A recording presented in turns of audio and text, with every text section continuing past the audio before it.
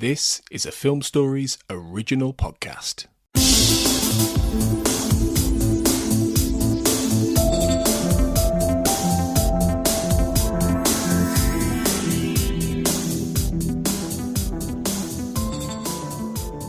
Welcome to the Xcast X-Files Podwatch, episode 77, covering Closure and X-Cops. I'm your host, Darren Mooney, and with me is a TV editor at the Digital Fix, writer, screenwriter, Baz Greenland. How are you, Baz? I'm good, thank you.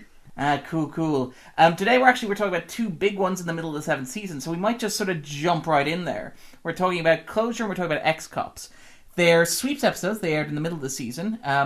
Closure is written by Chris Carter, Frank Spotnitz, directed by Kim Manners. It aired on February 13th, 2000, which is a lovely Valentine's Day surprise. So, Baz, did you get closure? Oh, there was a sort of closure, not a particularly satisfying one. Closure's a difficult one because it's very well acted by David Duchovny, but really it's, after 7 years, it's basically and Samantha was adopted by fairies.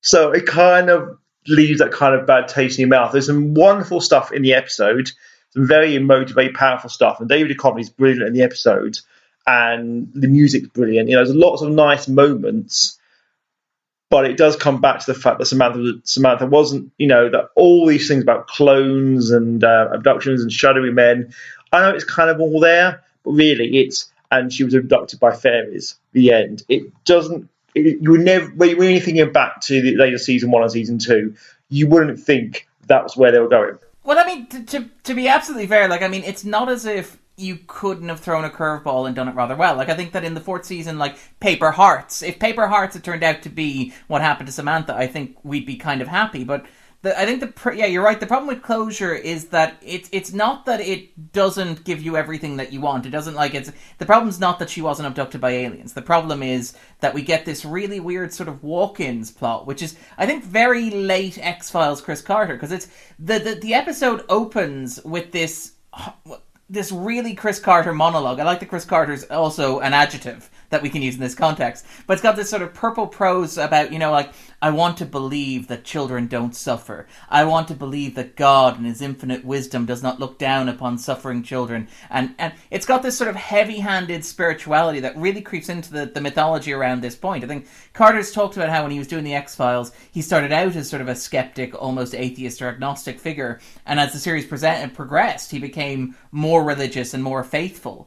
And sort of more open to religious belief. And the thing that really gets me about, say, Closure is the fact that it's basically, it's an episode in which a mystery that's been set up about aliens and conspirators and serial killers gets solved by God showing up at the last minute and basically saying, well, look, she's had a bit of a tough run. Why don't we take her into heaven and that'll be okay? Which is not...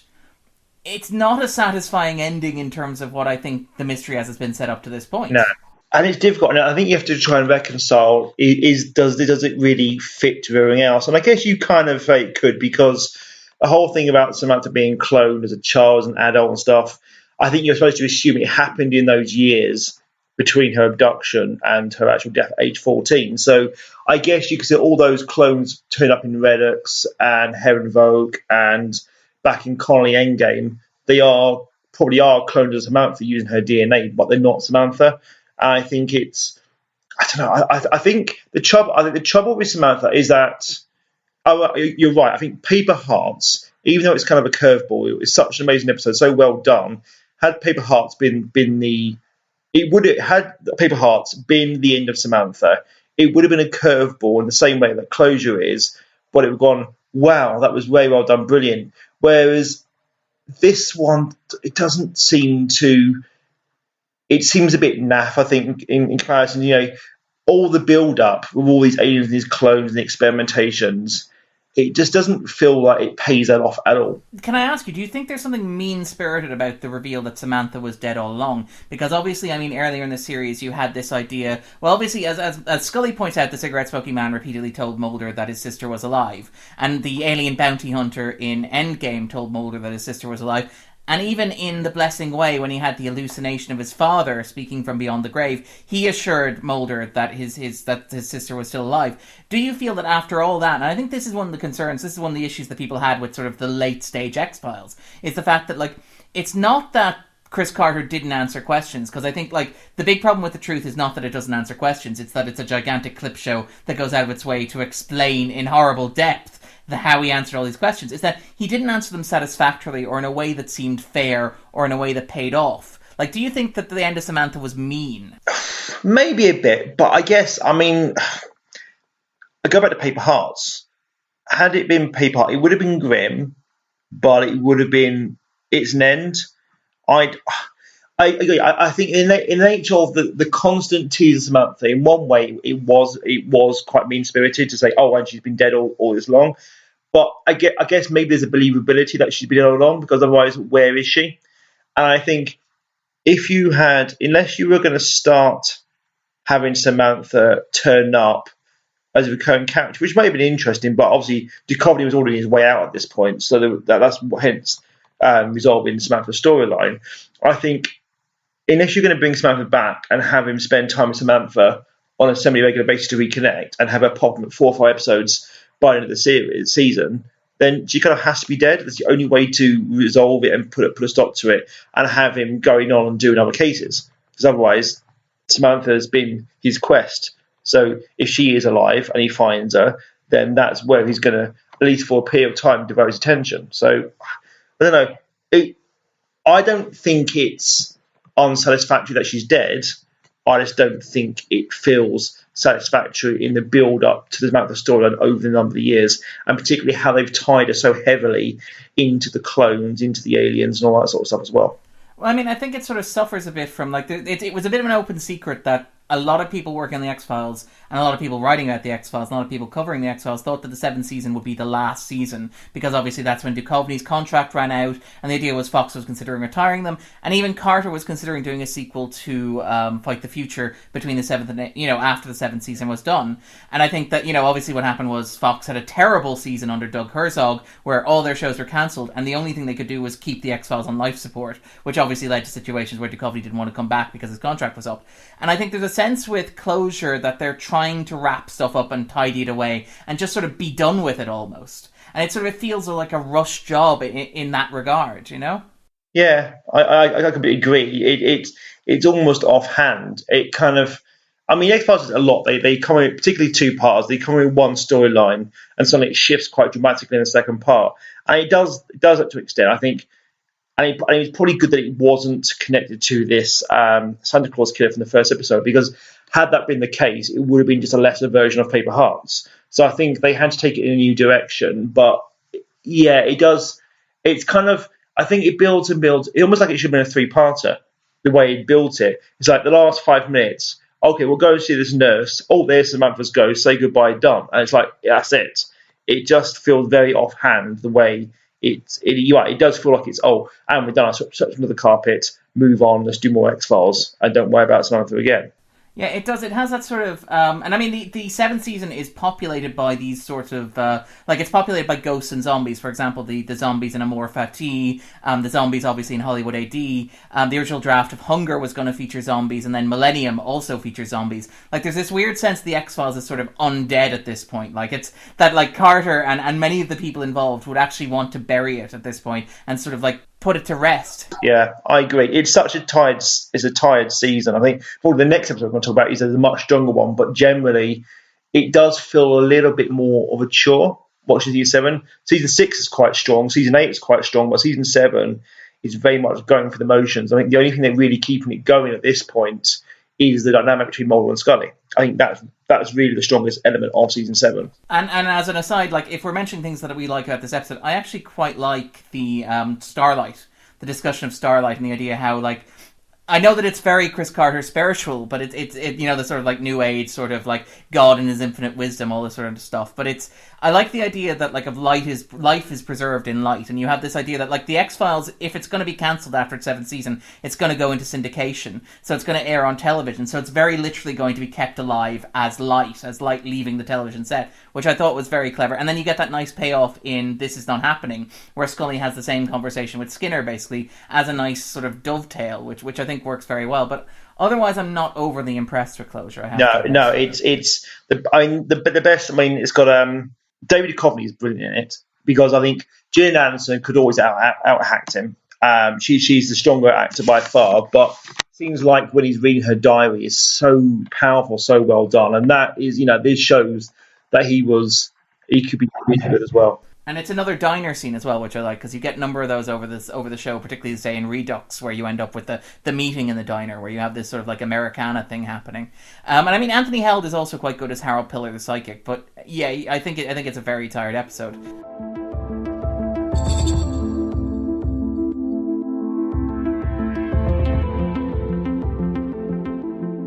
So, X-Cops is also a sweeps episode airing in the middle of the 7th season. It's written by Vince Gilligan, and it's directed by Michael Watkins. It aired on the 20th of February 2000, and it's notable for a number of reasons, the most obvious of which is that it's a crossover with the TV show Cops.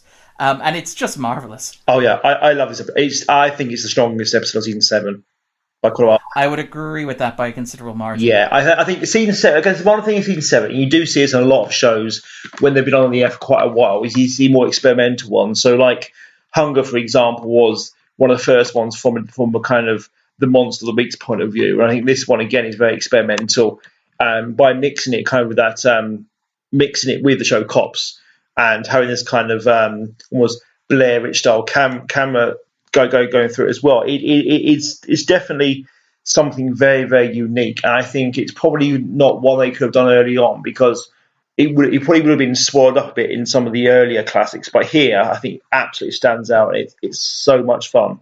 And I think after Closure, it's absolutely needed as well. It is. It's a much lighter episode. I mean, Gilligan, who wrote this, had been tossing around since the 5th season, the episode that became Bad Blood. He originally wanted that to be an episode based on unsolved mysteries that would use Robert Stack and an actor and actress standing in for Mulder and Scully, which I think the production crew might have really, really liked with the movie going on at the same time.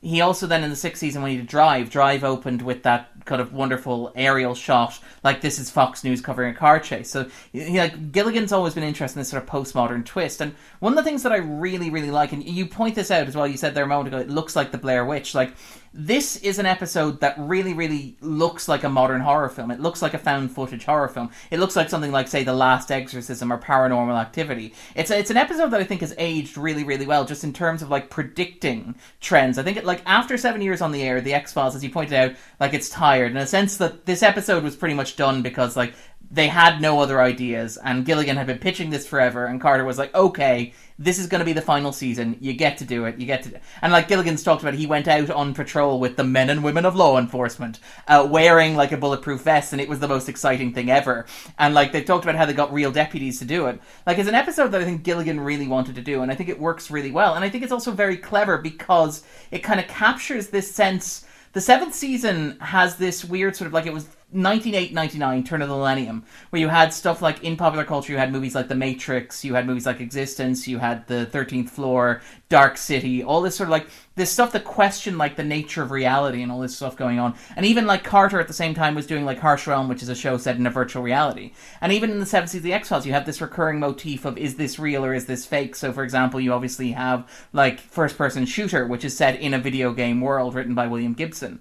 I think that with X-Cops, you have this, it's shot like an episode of Cops. It just looks like Mulder and Scully wandered in. It's fantastic. And that's exactly it. Yeah, it does. You could almost be watching. I've seen a few Cops. I remember back in 2000, I was trying to run America. In every hostel I stayed at, the one thing everyone watched was Cops. It was the kind of the thing to watch, and they were all glued to it. And so I'd seen quite a few episodes of Cops actually in the US at the time. And watching this episode, it is literally like they just wander in. And I think that's what's so well done. I mean, it's almost a shame that they had the theme of the X-Files title sequence, because they cut it out completely. It would be even I think it would have worked even better, because, and that's what I like about it. It's not really about Mulder and Scully with a cop style camera. It is you follow this deputy, the deputy around, and then he just happens to stumble upon Mulder and Scully down a back alley, which is brilliant. It is. It feels almost like, and this is kind of one of the interesting things about, like, the X-Files moved to Los Angeles at the start of the 6th season, and obviously they did a lot of location work around the desert and stuff like that. This is the first time I think that they've gone into Los Angeles, like the South Central Los Angeles itself, where they're talking about like Century City Patrol area and stuff like that. So it's an environment in which you don't normally see Mulder and Scully, and there's a recurring sense that like Mulder and Scully, like on the full moon, Mulder and Scully have like wandered out of television onto the set of Cops, which is like a reality TV show. So, for example, there's like the great bits in the episode where Mulder's explaining his theory, and the men and women of like the Los Angeles Police Department are like, "What the hell are you talking about?" and swearing. And even the bit where like Scully has the autopsy, and the coroner is like, "How the hell did you get an autopsy organized within hours of the body being found? That's not how this works in real life." And it's just sort of, it's really, really good and really, really clever. And like one of the things I really like about the script writing for this, and like, there's this recurring sense of like what you see on screen, because you're obviously watching the fictional episode of Cops with Mulder and Scully, but there's always a sense of like performativity to it. Like there's always a sense that you are watching a version of Mulder and Scully that isn't actually really, or even Wurzel, for example, that isn't really like those characters as they exist. It's those characters as they present themselves to the camera. So like you have this wonderful dynamic where Mulder is like really proud to be on Cops and really proud to be talking very loudly about what he's doing, and he has these great monologues that you can tell he's been preparing in front of the mirror in case a camera showed up. And Scully is like really uncomfortable about the camera until she's in the autopsy bay in her element. And Wurzel, even when Wurzel's sort of confessing about like the Bumblebee man, he's constantly looking over his shoulder to see the camera and trying to position himself so he's not in shot. There's like this really great element, and it fits very well with the monster that Gilligan uses. This element of like who we project of ourselves to the world, and how what we see of the world isn't always how it really is, which I think is very, very clever. Yeah, you touched on it. One of my favourite themes running for the episode is Scully, how she reacts, how she's kind of really peeved off. She basically refused to let the cameraman in the car, and then she's constantly hostile to the camera people. Then she gives in, and that wonderful shot when we're in the house at the end, and they open the cupboard door, and the two men are screaming, and she just slams it back on them again. It's brilliant. It's absolutely. She is. I mean, she's got the very sarcastic thing, "Oh, the FBI has nothing to hide," using Skinner's line, but you can tell she is just really, really not happy with what's going on, and that's her frustration coming out. It's really fun. Whereas, and little things like when she rolls her eyes when Mulder's going on about, "Oh, it's a werewolf," and you see what the bleep are you talking about? You know, you got these real life, like whether they're real or not, they feel like real life cops going, "What are you talking about, you bad man?" Yeah. And she's there just to the side, roll eyes, go, "Oh my god, what is happening?" Or even the bit where Mulder's like, "I don't care about looking, I realise you don't want me to look stupid," and Scully's response is, "No, I don't want me to look stupid."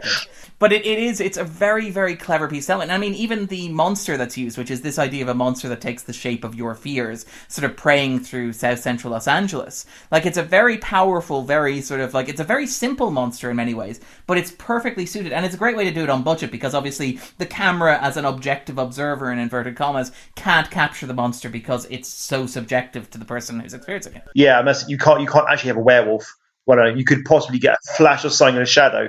That's what you could do. So the fact that you do have this giant beam man, you have Freddy Krueger. It's like they're all there. It is fear itself. It's great, particularly in the environment, which is a very crime ridden area, which people are generally scared. People don't go out at night. The cops are basically the cop cars are like armored tanks almost, because there's this general fear of what's going to happen. It's a perfect environment for this kind of story. It is, and it's one of the rare times that you see the X-Files actually visiting that, sort of in terms of like in the 6 and 7 seasons when they had moved to Los Angeles. The first time you really see them engaging with that, which is kind of really something to see. Although that said, like Steve and Edie, we should probably talk a little bit about Steve and Edie, because they are like, the X-Files was a very white, very middle class, very heteronormative show. And I think even when you get to the 8th season with the family unit that's formed, that's also a very heteronormative show. Like, Steve and Edie are notable as the first, I think, openly gay couple that you see on the show. Later on in the season, in All Things, you have a lesbian couple, which is a little better, but still they're all very holistic cliches. And like, it's very late 90s, very, very 2000s sort of like... Yeah, you can imagine on Jerry Springer. They that, Yes, the bit that you can imagine when they have that. I love the scene when Mulder and Scully are sat there. Scully just utterly depressed, sat on the sofa while they're arguing. It's kind of Mulder corpses. Sorry, not Mulder corpses. David Duchovny corpses during that scene, and you can sort of imagine how difficult it was. It's the scene where like Edie's like throwing something across the room and being very emotional, and Mulder's telling her to calm down, and you can see Duchovny sort of like crack. You can see him sort of chuckle to himself and go, "Okay, we should all sit down now." And it's just like. Now, to be fair to Gilligan, like, it's clear that they're meant as an affectionate, like, because obviously they're the only people who are in the episode who aren't, like, menaced by the monster because they're not afraid, because they genuinely love one another, and their big fear is that their marriage or their relationship will break down. But at the same time, like, as sincere and as well-meaning as that is, it's still very much a cliche, and it's like it's a nice reminder you're watching a 90s TV show. Yeah, you know? I do love Steve. They're funny, and they've got quite an endearing quality about them, and they do carry it well. But you're absolutely right; it's a bit of a cliche, and I can imagine there are people watching it who would just kind of shudder to watch. You know, this is not what a real gay couple's like. I mean, I'm sure you will have gay couples like that, but I think generally, and you know, I know from my friends who are in gay relationships, this is not kind of typical of what the general, you know, a typical gay relationship is like. It's not quite this, but not quite. You know, these are proper queens. I think it's very much that portrayal of the time when that's kind of how gay relationship may have been portrayed. So yeah, it is a bit of a cliche. It probably doesn't do any favours, but it's quite heartwarming on its own, quite fun at the same time. It kind of fits with the. It's all very heightened, so I kind of still like it. It fits very well with the episode itself. Yeah, I mean, there is a tendency like to, and while this is obviously not too long ago, and portrayals should have been much better, there is a tendency to say it is a portrayal of its time, in that respect. But I mean, yeah, it's just a fantastic episode. It's directed by Michael Watkins, who is one of the sort of better directors, I think, of this era of the show. And it's really, really, really well done. It was also notoriously cheap as well for a sweeps episode. I think Gilligan joked that he would have been that Fox would have been much happier if they just filmed a bunch of episodes that looked like this. But it really is. It's probably my favourite episode, the seventh season. I think it's yours as well. And we would both, I think, very, very highly recommend it.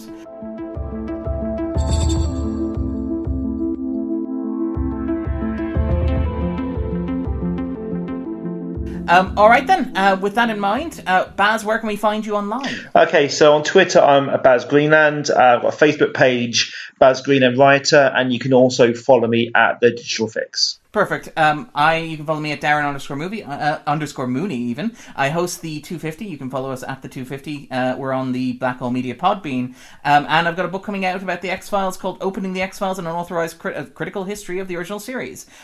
Meanwhile, if you're more interested in the X-Cast itself, you can follow us at the X_cast. We have a Facebook page and a group, which is the Xcast X-Files podcast fan group. If you give us a Google, you'll stumble across that. And then tomorrow, for episode 78, Tony will be here to talk about first-person shooter and Thief. Good luck to Tony. Good luck. With that in mind, take it easy, and remember, trust no one.